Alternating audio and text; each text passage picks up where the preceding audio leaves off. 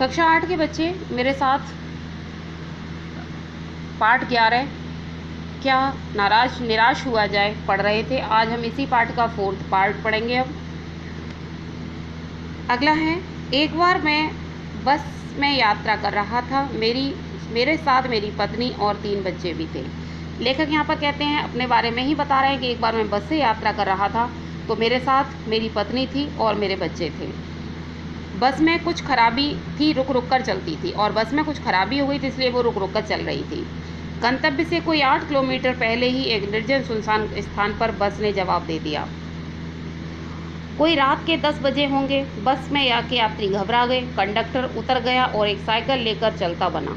लोगों को संदेह हो गया कि हमें धोखा दिया जा रहा है।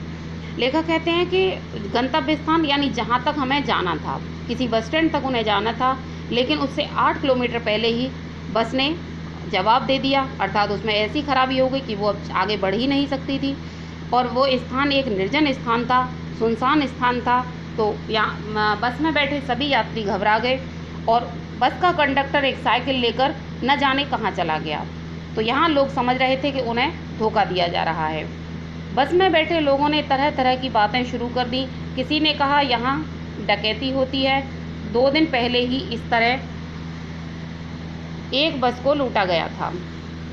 कुछ लोग वहाँ पर कह रहे थे कि यहाँ पर डकैती होती है। यहाँ लोग आपस में डरे हुए थे और उस स्थान के बारे में तरह तरह की बातें कर रहे थे। वो कह रहे थे कुछ ही दिन पहले यहाँ पर एक बस को लूटा गया है।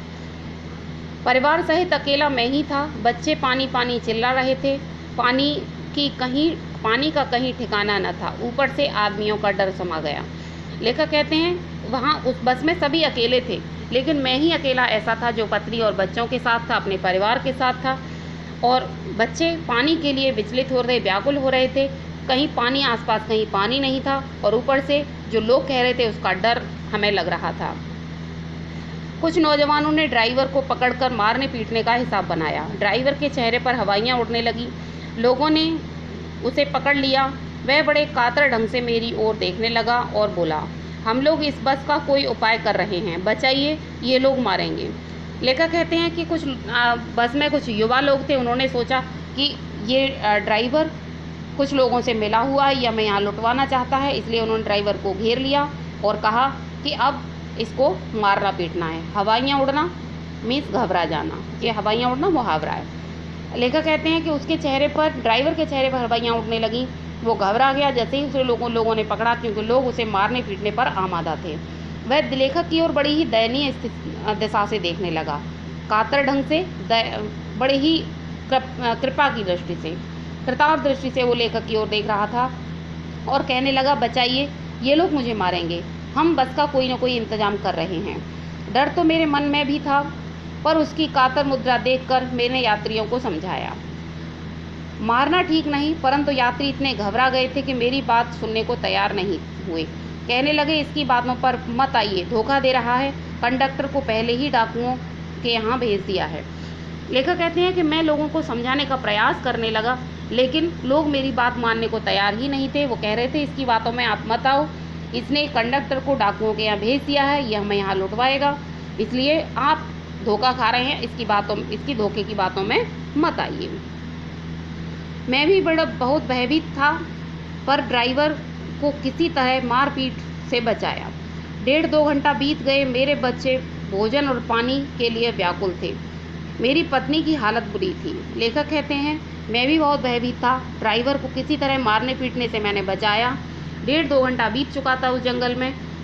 मेरे बच्चे भोजन के लिए व्याकुल हो रहे थे, पानी के लिए व्याकुल हो रहे थे और पत्नी की हालत बहुत ख़राब हो चुकी थी। लोगों ने ड्राइवर को मारा तो नहीं, पर उसे बस से उतारकर एक जगह पर घेर रखा। कोई भी दुर्घटना होती है तो ड्राइवर को समाप्त कर देना उन्हें उचित जान पड़ा। मेरे गिड़गिड़ाने का कोई विशेष असर उन पर नहीं पड़ा। इसी समय मैं क्या देखता हूँ। लेखक कहते हैं, कुछ लोगों ने ड्राइवर को मारा तो नहीं मेरे समझाने पर उन्होंने बस से उसे उतार लिया और एक स्थान पर घेर कर रख लिया और कहा, अगर कोई घटना हमारे साथ हुई तो हम इसको छोड़ेंगे नहीं। और लेखक कहते हैं, मेरे समझाने बुझाने का उस पर कोई प्रभाव नहीं पड़ा। तो इसी समय उन्होंने क्या देखा कि एक खाली बस चली आ रही है और उस बस पर हमारा बस कंडक्टर बैठा हुआ है। उसने आते ही कहा, अड्डे से नई बस लाया हूँ, इसमें बैठिए, वह बस चलने लायक नहीं है। फिर मेरे पास एक लोटे में पानी और थोड़ा सा दूध लेकर आया और बोला, बच्चों का रोना मुझसे देखा नहीं गया। वहीं दूध मिल गया, थोड़ा सा लेता आया। यात्रियों की फिर जान आई।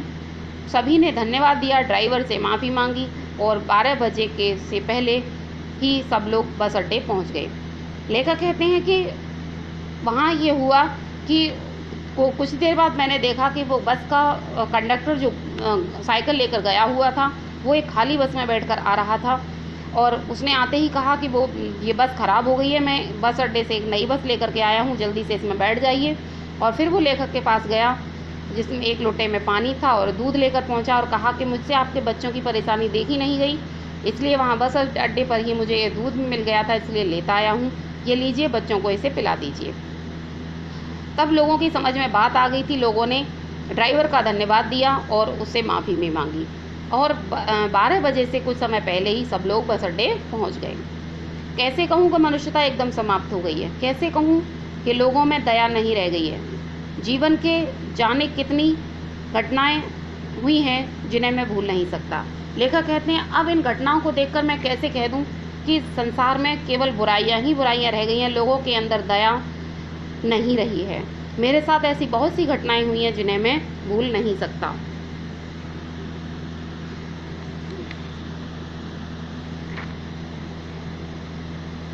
ठगा भी गया हूँ, धोखा भी खाया है, परंतु वह बहुत कम स्थानों पर विश्वासघात नाम की चीज़ मिलती है। लेखक कहते हैं, यूँ तो मेरे साथ धोखा भी हुआ है, मैं ठगा भी गया हूँ, विश्वासघात माने धोखा होना, परंतु ऐसा मेरे साथ बहुत कम हुआ है। केवल उन्हीं बातों का हिसाब रखो जिनमें धोखा खाया है और जीवन कष्टकर हो जाएगा। अगर हम इन्हीं बातों को ध्यान में रखते रहें कि हमें कहाँ कहाँ धोखा मिला है, तो हमारा जीवन बहुत ही कष्टकारी हो जाएगा। परंतु ऐसी घटनाएं कम नहीं हैं जब लोगों ने अकारण ही सहायता की है। लेखक कहते हैं, परंतु ऐसा भी मेरे साथ कहीं बहुत बार हुआ है कि लोगों ने बिना किसी कारण के ही मेरी सहायता करी है। निराश मन को ढांढस दिया है, ढांढस माने धैर्य बंधाना और हिम्मत बंधाई है। कविवर रविन्द्रनाथ ठाकुर ने अपने प्रार्थना गीत में भगवान से प्रार्थना की थी। वो कहते हैं कि कविवर रविन्द्रनाथ ठाकुर ने भी अपने एक प्रार्थना गीत में प्रार्थना की थी कि संसार में केवल नुकसान ही उठाना पड़े, धोखा ही खाना पड़े, तो ऐसे अवसरों पर ही प्रभु मुझे शक्ति दो कि मैं तुम्हारे ऊपर संदेह ना करूं। रविन्द्रनाथ ठाकुर ने कहा है कि हे ईश्वर, अगर संसार में मुझे धोखा ही खाना पड़े तो मुझे ऐसी शक्ति देना कि मैं तुम्हारे ऊपर जरा सा भी संदेह ना करूं। मनुष्य की बनाई विधियां गलत नतीजे तक पहुंचा रही हैं, तो इन्हें बदलना होगा। वस्तुतः इन्हें बदलता ही जाए, लेकिन इन्हें बदला ही जा रहा है, लेकिन अब भी आशा की ज्योति बुझी नहीं है। महान भारतवर्ष को पाने की संभावना बनी हुई है, बनी रहेगी। मेरे मन, निराश होने की ज़रूरत नहीं है। लेखक कहते हैं कि मनुष्यों द्वारा गलत तरीके से जो कार्य किए जाते हैं उनके आए दिन गलत नतीजे ही निकलते हैं और लोग उन्हें बदलने का प्रयास कर रहे हैं और बदलाव हो भी रहा है। इसलिए लोगों में आशा की ज्योति बुझी नहीं है, यानी उम्मीद की किरण हमेशा जागृत रहती है, क्योंकि अच्छे अवसरों पर उनके या बिना किसी कारण के भी कई बार लोगों की मदद कर दी जाती है। इसलिए एक अच्छे भारतवर्ष को पाने की हमारी संभावना बनी हुई है और सदैव बनी रहेगी। हे मेरे मन, तुझे निराश होने की आवश्यकता नहीं है। तो बच्चों, ये पाठ पूरा हो गया है। आपको इस पाठ को दोबारा से पढ़ना है, घर पर रहना है, सुरक्षित रहना है और जो भी फीस रह गई है उसको जल्दी से जल्दी जमा कराना है। घर पर रहिए, सुरक्षित रहिए, पढ़ते रहिए। धन्यवाद।